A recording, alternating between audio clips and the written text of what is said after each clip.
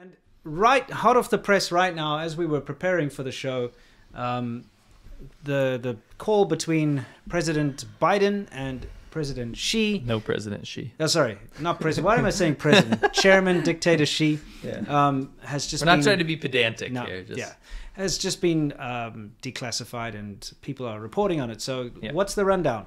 So very simple, actually.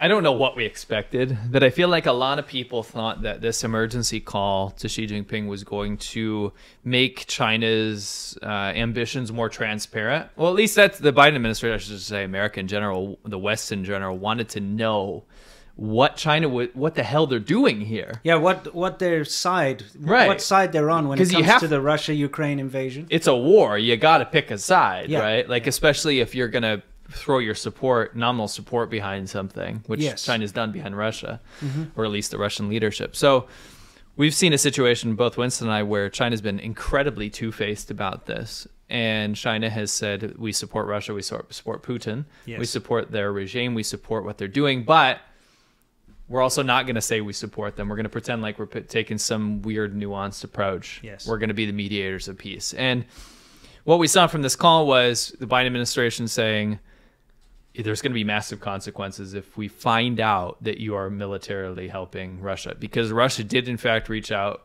and ask China for military aid in this war. It's not going as planned. They're running into a lot of problems facing Ukraine and all the weapons that they're receiving from the West.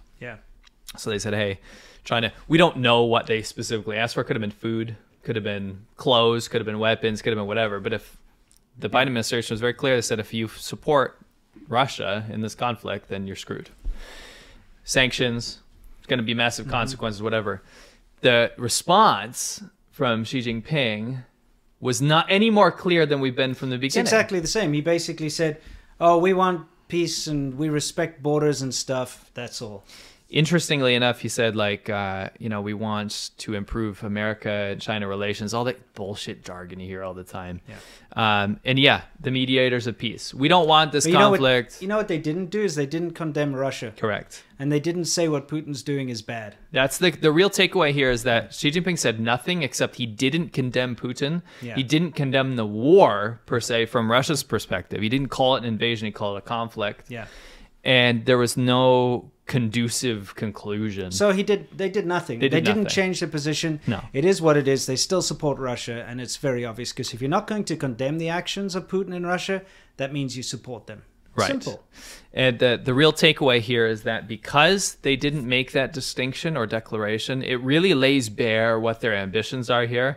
Fairweather Friend's going to wait until the last second before those real threats of sanctions are on the table. They're actually there before they kind of pick a side. But the really important thing that you guys have to understand is that you have to see through this. But anyway, the call... I just wanted to sum it up by saying that the American side has no position on whether it was a good call or not. There's no conclusion.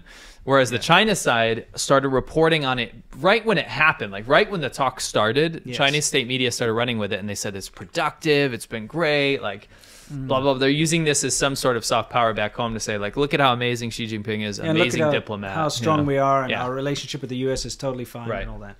Okay.